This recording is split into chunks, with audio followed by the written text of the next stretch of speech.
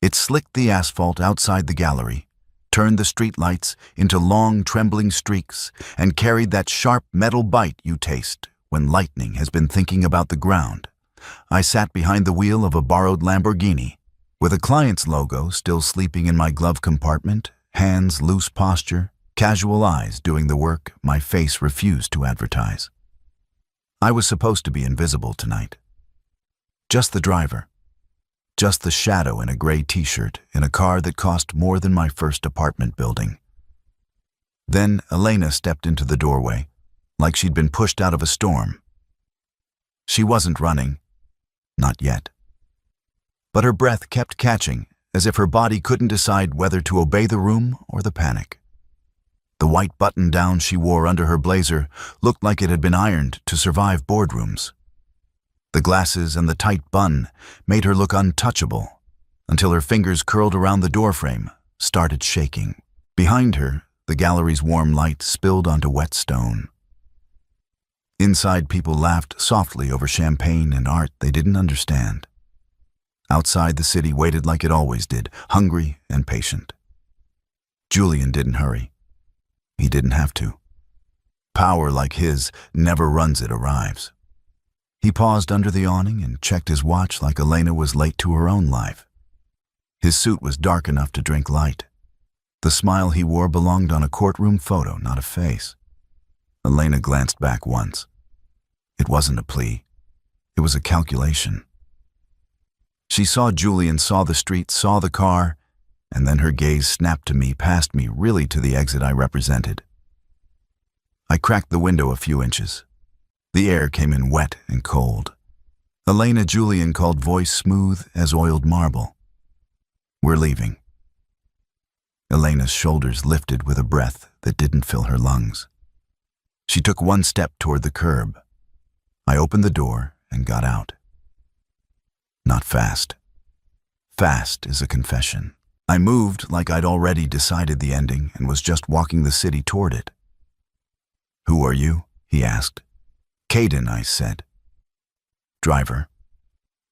Elena stopped beside me, close enough that I could feel the heat of her without touching her. Her perfume was faint under the rain, clean, expensive, and stubbornly human. Her lips parted like she wanted to speak, then the words stayed trapped behind her teeth. Julian's smile widened. She's not going anywhere with you.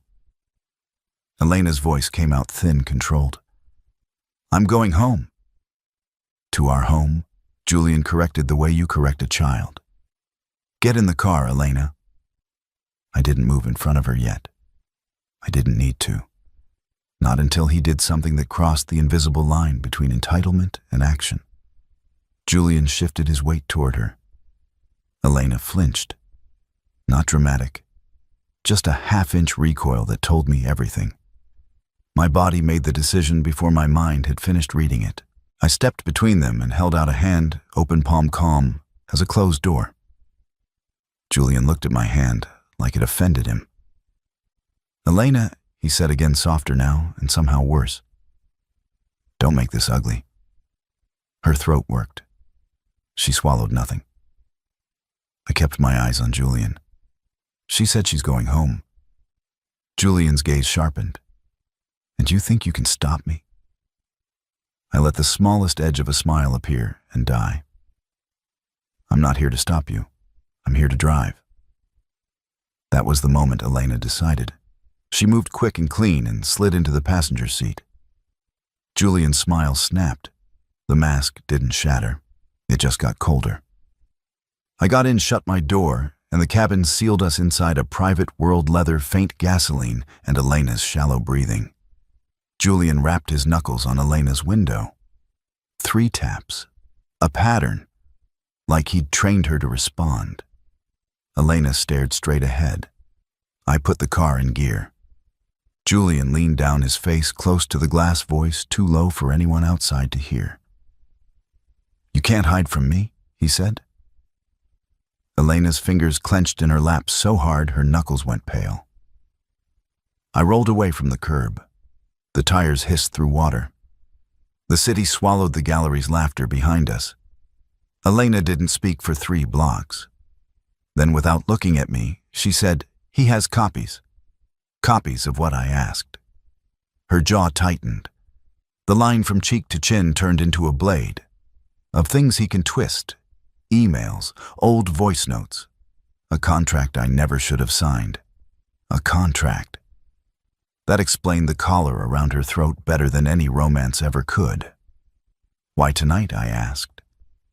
"Because tonight he decided I'd embarrassed him," she said.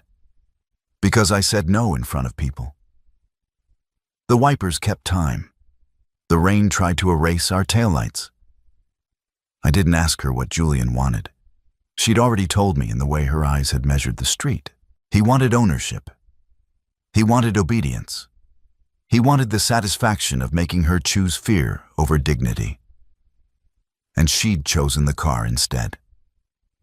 Her breath hitched as she finally turned toward me. The streetlight caught the lenses of her glasses and made her eyes shine behind them. "Who are you really?" she asked. I kept my hand steady on the wheel. "A favor? That's not an answer. It's the only safe one right now." A pause. Then, as if she couldn't stand the silence, she leaned a fraction closer and said, "This is a Lamborghini." I noticed. Her mouth twitched. Not a smile yet. Then almost, "Your favor drives like a billionaire." "I borrowed it," I said. Elena stared at the dash like the numbers might explain me. "From who a client," I said. "And before you ask, yes, it's insured." That finally pulled a quiet breath out of her. It wasn't laughter, but it was lighter than fear. "Where are we going?" she asked. "A safe house," I said. "Somewhere Julian doesn't control." Elena's gaze slid to the side mirror. "He controls more than you think." "I know," I said. "That's why we're moving." She watched me drive, watched my hands, watched the way my eyes scanned reflections. "Your security. Used to be." Her voice came out quiet. Why help me? I didn't look at her when I answered. "Because I don't like men who confuse love with leverage." Elena didn't say anything, but her fingers stopped trembling. 20 minutes later, the city thinned into trees. Streetlights gave up. The road narrowed into a ribbon of wet black. When the cabin came into view, it looked like something built to disappear. Low roof, weathered woodlights, dim and warm behind curtains. The kind of place you'd never find unless you already knew to look. I killed the engine and listened. Elena stayed in her seat, her gaze fixed on the cabin door like it might bite. I reached into my pocket and pulled out a small fob. "It's mine," I said. "Not a rental, not a friend's. Mine." Her eyes flicked to the keys. "You live here when I need to." She let out a breath that shook at the end. "That's not reassuring." "It's honest," I said. She looked at me, then really looked. Her eyes moved from my face to my hands, to the old scar at my knuckle and back, as if she was trying to decide whether danger wore a different shape than Julian's. I opened my door and stepped out into the rain. The cold hit my neck like a warning. I came around, opened her door, and held a hand out, not grabbing, not pulling. Elena hesitated for half a heartbeat. Then she placed her fingers in my palm. Her hand was cold, but it held on. Inside, the cabin smelled like cedar and clean smoke, like someone had worked hard to keep it from turning into a cave.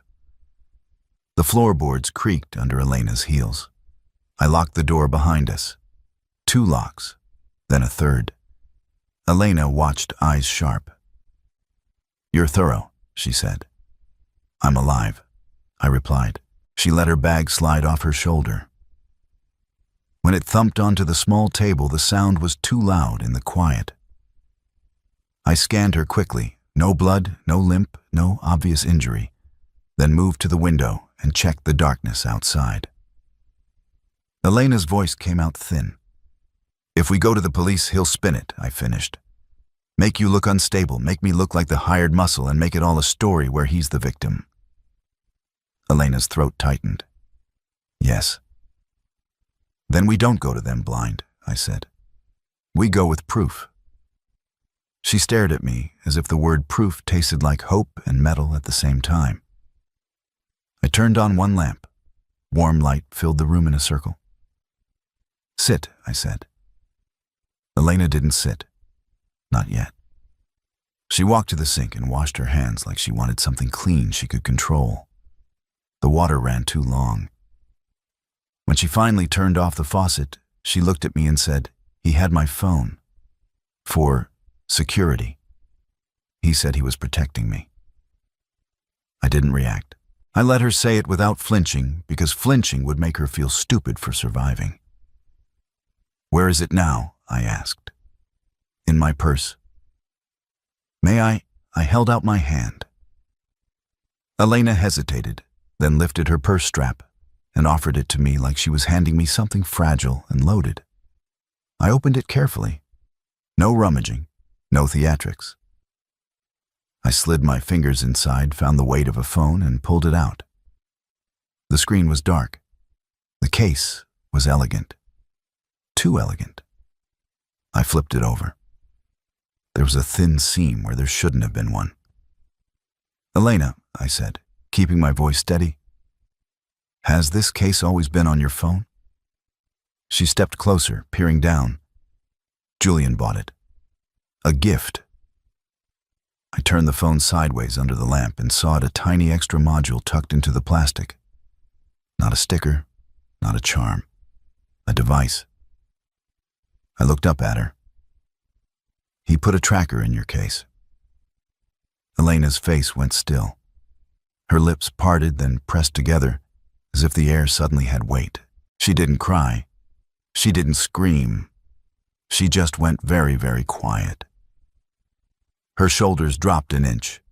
The tight line of her jaw softened, not in relief, but in a kind of exhausted recognition. Like she'd been living with an itch she couldn't name. And somebody finally told her it was a blade. "I thought I was paranoid," she whispered. "You were accurate," I said. She swallowed hard. I can take it out," I said. "But first, we document it."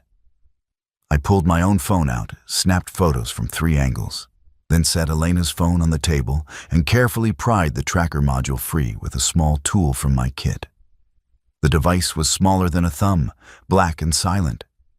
A parasite that didn't even have the decency to look guilty. I dropped it into a glass jar and screwed the lid on. Elena stared at it like it might start talking. I slid my phone toward her. "Text Marcus," I said. Her eyes flicked up. "Marcus, my friend," I said. "He handles the parts that need paperwork and people in uniforms. Tonight we do both." Elena hesitated. "Julian monitors my contacts." "Then you don't use your phone," I said. "Use mine." She looked at me. "You trust me with your phone?" I held her gaze. "I trust you not to hand it to Julian." That earned me the first real smile from her small, reluctant, but there. It made her look younger and more dangerous at the same time. She took my phone and typed quickly. While she typed, I checked the windows, kept the lights low, and made sure we had more than one exit. Elena watched me work like she'd never seen competence that wasn't performative. "You always do this?" she asked. "Only when someone tries to turn a woman into property," I said. Her fingers paused on the screen. Then she hit send. A moment later, my phone vibrated. "Marcus, on my way. Stay dark. Don't move location unless you have to." Elena handed the phone back. "He sounds calm." "He's calm because he's seen worse," I said. "And because he trusts me." Elena took a breath. I don't need your trust tonight," I said. "I need you alive." Her gaze held mine. Behind the glass of her glasses, her eyes looked like they'd been scraped raw by too many nights of almost danger. The silence stretched heavy with rain and everything we weren't saying. Then my stomach betrayed me with a low, unimpressive growl. Elena blinked. Was that you? I glanced down at my torso like it might deny it. No. The corner of her mouth lifted. Not joy, just the first crack in the pressure. You should eat, I said. I've got eggs and toast. Coffee. Elena's voice found a sliver of authority. Then cook. I raised an eyebrow. That an order? It's a request, she said, pushing her glasses up with one finger with enough leverage to let you pretend it's an order. I moved to the stove. Butter hissed. Eggs hit the pan. Toast warmed. Ordinary sounds, stubborn as a heartbeat. I set a plate in front of her. Elena ate like her body had been running on adrenaline for days. On the third bite, her shoulders dropped an inch, the tight line of her jaw finally easing. She looked up mid-bite. You're surprisingly domestic for a guy who looks like he breaks doors. Doors don't break themselves, I said. For a second, the room held something warmer than strategy. Something almost normal. A thin, electric whine, distant at first, then sharpening as it came closer. Like a mechanical insect learning your name. Elena froze fork halfway to her mouth. I went still. The drone's buzz threaded through the rain like a needle. Elena's eyes went wide behind her glasses. Her breathing went shallow. I didn't let my voice rise. Lights, I said. Off. Elena moved, fast, not panicked, trained. She set her mug down, slid off the table, and flicked the lamp off in one motion. The cabin dropped into shadow. The drone's buzz grew louder. Then it hovered outside, above circling. The sound scraped along my nerves. I moved to the window and lifted the curtain a hair. A small red light blinked in the night. Elena's whisper barely carried. How did he find us? That question mattered more than the drone. The drone was just a tool. The how was the war. I ran through everything. Elena's tracker was in a jar. My router was hidden. Phones were off. No lights, no obvious trail. Then my gaze flicked to the keys on the counter. The Lamborghini keys. My stomach went tight, cold, and immediate. I'd been so focused on the bugs Julian had planted on Elena that I'd ignored the beacon I'd been driving. Factory anti-theft GPS. Not an app, not a case. Something baked into the car's bones. I couldn't disable it without tearing the dash apart, and I'd accepted the risk because we needed speed, and I'd needed a vehicle I could get in seconds. I'd thought the cabin was the secret. I'd forgotten the car was talking. My jaw clenched. Elena saw my face in the dark. Caden. I made a mistake, I said quietly. The drone's buzz shifted, as if it was listening. Elena's breath caught. What mistake? I kept my eyes on the window. This Lamborghini has a factory GPS. Anti-theft. It reports location to a manufacturer service. Elena's voice was a thin thread. Julian accessed that, Julian, I said. Or the hacker he keeps on retainer. He didn't need to find you. He only had to find the car. Elena's shoulders sank, the anger and fear and disbelief colliding. You said you were thorough. I am, I said. But I focused on the bugs on you and missed the beacon I was driving. The words tasted like metal. Elena stared at me in the dark. I couldn't see her face fully, but I could hear the shift in her breathing, the way she fought the instinct to blame me, the way she calculated survival instead. That means he knows we're here, she whispered. Yes, I said. And he's not alone. No, I said. The drone circled again, closer. The red light blinked like a heartbeat. I didn't let Elena spiral. I didn't let my mistake make me smaller. Owning it didn't mean collapsing under it. It meant adapting. I moved to the closet and pulled out a hard case. Inside were tools and a small signal jammer. Legal in the context, I used it for the kind of equipment you don't brag about and don't leave lying around. Elena's whisper came tight.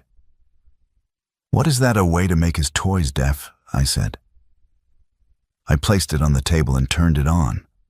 The drone's buzz outside wavered, stuttered, then steadied as it fought for signal. I watched the red light blink faster like it was getting nervous. "Elena," I said, voice low. "We leave. Now." Her eyes flashed. "Go where he'll follow." "Not if we make him guess," I said. "Marcus is coming. We meet him on my terms." Elena swallowed. "And if Julian shows up before Marcus," I looked at her. "Then he finds me first." The words landed heavy. Elena's throat worked. Then she nodded once. Hard. We moved fast, quiet. I grabbed her coat, grabbed the jar with the tracker, grabbed my kit. Elena grabbed her purse. Her hands were steadier now, not because she was less afraid, but because fear had turned into purpose. Then we left. Rain hit us like a slap. The world smelled like wet earth and gasoline. The drone buzz hovered somewhere above frustrated, circling blind spots. I didn't take the Lamborghini. I left it like bait. We cut through the trees, moved along a path that looked like nothing. The cabin disappeared behind us. Elena kept close, not clinging, choosing proximity because she understood what it meant. We cut through the trees to a shed that looked empty unless you knew the latch. Inside, a motorcycle waited under a tarp. I handed Elena a helmet. She stared at it like it was a dare. "I don't do motorcycles. Tonight you do," I said, and she didn't argue again. She climbed behind me and wrapped her arms around my waist when I told her to hold on. We rode hard and quiet until the logging lot lights appeared ahead. We shot down a dirt road, rain spraying off the tires. Trees blurred. The drone's buzz faded behind us. At the edge of a service road near an old logging lot, headlights flashed twice in the darkness. I pulled in behind it and killed the engine. Marcus got out like a man who'd learned to move fast without looking hurried. He was broad-shouldered, calm, wearing a jacket that looked like it had survived fights and paperwork. He saw Elena and gave her a quick nod, not pity, not patronizing. Just acknowledgement. "Elena," he said, "I'm Marcus." Elena's voice came out careful. "Caden said you could help." Marcus's gaze flicked to me. "You leave out the part where you borrow a Lamborghini and bring a manufacturer GPS beacon to a hideout." He held up his phone. I pulled the manufacturer telemetry logs. "It pings a server every few minutes. Your client's subscription makes it worse." Elena's eyes widened. "You can get those." He opened his truck and pulled out a thick folder. "Inside," he said. We climbed into the cab. The truck smelled like coffee and old leather. Warmth hit Elena's face, and she exhaled like her lungs had been waiting. Marcus spread the folder on the dashboard. Printed screenshots, an email thread, a copy of the gallery security footage request. A transcript of Elena's voice note Julian had threatened to weaponize, redacted in the right places, annotated with context. Marcus tapped the page with 2 fingers. "This is our leverage, not his." Elena stared, eyes sharp, breath shallow. "How I'm not a magician," Marcus said. "I'm just stubborn." I slid the jar with the tracker onto the dash. Marcus's eyebrows lifted. "Nice." Elena's voice shook. "He put that in my phone." Marcus's gaze hardened. "Then we make sure the court sees it." Elena looked at me. "And the drone means he's escalated," Marcus said. "So we escalate smarter." He turned to me. "Caden, you still have access to Julian's office building. I know the security vendor," I said. "And I know how Julian likes to feel untouchable." Marcus nodded. "Good. We don't wait for him to come to us. We build a trap where his ego walks in and locks the door behind him." Elena's breath hitched. "A trap." I kept my voice low. "A meeting." Elena looked between us. Her fingers tightened around her coat. She wasn't a victim. Not not the way Julian wanted. She was a woman who'd been pushed into a corner and was finally noticing the exits. "What do you need from me?" she asked. Marcus's eyes met hers. "Your consent," he said plainly, "and your statement. You can walk away right now. No one here will stop you." Elena's throat worked. She swallowed, then shook her head once. "I'm done walking away." "Good." We moved. By dawn, the rain had thinned to a mist that made the city look like it was keeping secrets. The streets were damp air, sharp with metal and coffee. The sky was gray and low. Julian's building rose like a polished threat. We didn't go through the lobby. Marcus had arranged a service entrance with a security supervisor who owed him a favor and didn't ask questions he didn't want answers to. Inside, fluorescent lights hummed. The air smelled like clean tile and money. We rode the elevator up. Elena stood straight, shoulders back, glasses on bun tight. She looked like a woman going to a meeting, not to a war. I stood close enough that my presence was a wall without becoming a cage. Marcus checked his watch. 2 minutes. Elena's mouth was tight. "He'll come. He can't resist," I said. We entered Julian's office suite like we belonged there. Glass walls, dark wood. A view that pretended the city was his. Elena stopped in the center of the room and stared at the desk. Something in her face hardened not in anger, but in clarity. Marcus moved to the side door and spoke quietly into a radio. "Unit in position," a voice crackled back. "Real. Present. Not just a phone call." Elena's eyes flicked to Marcus. "You brought people who can put cuffs on a man," Marcus said. "Yes." A soft click sounded behind us. The door opened. Julian stepped in like he owned the air. He wore the same dark suit, the same polished control. His eyes landed on Elena first, then on me, and then on Marcus. His smile returned like a knife remembered its job. "Elena," he said, "you've had your little drama. Come home." Elena didn't move. She lifted her chin. "I'm not going anywhere with you." Julian's gaze narrowed. And who are they to decide that Elena's voice came steady, surprising even her? "They're here because you made sure I couldn't feel safe anywhere else." Julian's smile tightened. "This is embarrassing." "Not for me," Elena said. Julian's eyes flicked to me. "Caden, you're a driver. That's all you are. You can't protect her from me." I stepped forward, one pace slow and deliberate. "You don't get to tell me what I can do." Julian's nostrils flared.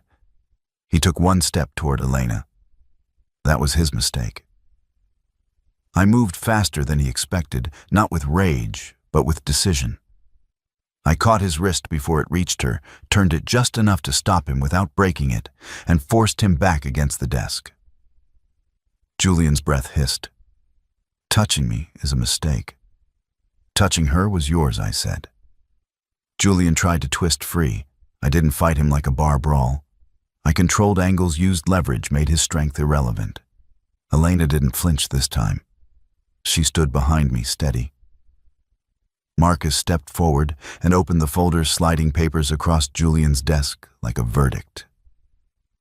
"Julian Marcus," said, voice polite and deadly. "We have a petition for an emergency protection order, evidence of unlawful tracking and manufacturer GPS logs showing your access." Julian's eyes flicked to the papers. For the first time, something like uncertainty touched him. He recovered fast. "Those logs are private." Marcus smiled without warmth. Not when someone's safety is at stake. Julian's gaze snapped to Elena. "You're doing this because you're emotional." Elena's mouth tightened. "I'm doing this because you tracked me." Julian scoffed. "You were confused. You needed structure." Elena's hands curled, then relaxed. "I needed freedom." Julian leaned closer, voice dropping. "If you do this, I ruin you." Elena's breath hitched. Her shoulders started to lift, and then she looked at me. Not for permission, for grounding. I didn't speak. I didn't reassure her with words. I reached into my jacket and placed the glass jar on Julian's desk. Inside, the tracker sat like a tiny black confession. Julian stared at it. The door behind him opened again. This time it wasn't one man. 2 uniformed officers stepped in, followed by a plainclothes detective. Marcus nodded to them like he'd been expecting company. The detective held up a warrant. Julian Mercer, the detective said. You're being detained for unlawful surveillance and coercive harassment pending further investigation. Julian's smile flickered. This is ridiculous. The detective didn't care. Hands behind your back. Julian's eyes went to Elena one last time, a promise of revenge forming. Before he could speak, Elena said, "Don't." The single word landed like a closing door. Julian opened his mouth anyway. I leaned in close enough that only he could hear me. "If you come near her again," I said softly, "you won't need a drone to find me." Julian's eyes narrowed, hatred bright and helpless. The officers cuffed him. Marcus watched calm. "You should have signed a better contract," he murmured. Julian was let out. The suite felt suddenly too quiet, like a storm had left the air behind and forgotten to take the pressure. Elena stood still, breathing shallow. Then her shoulders dropped an inch. The tight line of her jaw softened. Her hands, clenched for days or years, finally opened. She didn't collapse. She didn't cry. She just let the weight shift off her spine, one vertebra at a time. Marcus stepped closer and offered her a card. "Victim services will reach out," he said. "Also, this is my direct line. You call if you feel unsafe. You call if you feel tired. You call if you just need someone to explain the next step in plain English." Elena took the card, fingers steady now. "Thank you." Marcus looked at me. "And you," he said. "Next time you borrow a supercar, you tell me." "I didn't borrow it for the aesthetics," I said. Marcus's mouth twitched. "Sure." The detective spoke to Marcus quietly, then left. The office emptied. Elena looked around Julian's suite, his view, his polished control, and for the first time, it looked smaller than her. She turned to me. "You were right," she said. "About what I asked. About not going to them blind," she said. "About proof." I nodded once. "You did the hard part." Elena shook her head. "I didn't." "You did." I held her gaze. "I drove." "That's not all you did," she said. The silence between us wasn't awkward. It was loaded. Elena's eyes flicked to my mouth for half a second, then back to my eyes. A clear choice. I stepped closer, slow enough that she could back away. She didn't. My hand lifted, not to grab, not to claim, just to touch the side of her jaw, the safest kind of contact, asking without asking. Elena leaned into it a fraction. Consent answered in physics. I kissed her once. No performance. No hunger that needed an audience. Just a brief collision of relief and warmth, her fingers curling lightly into my shirt, as if to anchor herself. When we separated, Elena exhaled like she'd been holding her breath since the gallery. Her smile was small, honest. "I should be terrified," she said. "You are," I replied. "You're just not alone." Elena huffed a soft laugh. "That's a very bleak, romantic line." "I didn't say it was romantic," I said. She looked at me over her glasses, the corner of her mouth lifting. "You're learning." We left the building together. Outside, the rain had stopped. The streets still glistened. The air smelled like wet stone and cold metal, but the sky had light in it now, gray, stubborn, real. Down at the curb, the Lamborghini sat where I'd left it, sleek and guilty. Elena stared at it. "So that thing betrayed us." "It didn't betray us," I said. "It did what it was designed to do." I ignored the part I didn't like. Elena's gaze slid to me. and you admitted it. I'm not Julian, I said. Elena's smile softened. Good. I walked to the driver's side and opened the door for her. Elena paused, then leaned in through the open window instead of getting in immediately. One hand on the doorframe posture angled toward me. In the morning light, she looked like the woman from the gallery and the cabin, at the same time sharp and human-controlled and brave. Her eyes locked on mine. The city hummed around us indifferent. Elena's teasing smile returned, but there was something warmer under it now. I felt it in the way her shoulders weren't tight, in the way she wasn't calculating escape routes every second. She spoke quietly, like a secret she was choosing to share. Are you going to drive me home? She asked. Or are you going to keep pretending you're just a driver? I let my gaze drop to her mouth for a heartbeat, then back up. I kept my voice low, steady. The car's big enough for two, I said. Elena's eyes brightened. She didn't look away. Her reply came quick, the same line she'd thrown at me in the rain, now sounding like an invitation instead of a dare. Then parked somewhere silent. I held her gaze for one more second, long enough for her to know I understood exactly what she meant, and that I would still keep her safe inside it. Then I stepped back, offered my hand. Elena took it. She got in.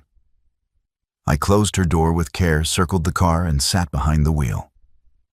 For the first time all night, the engine's purr sounded like something that belonged to us. I pulled away from the curb and into the bright, wet city, not running anymore, just driving.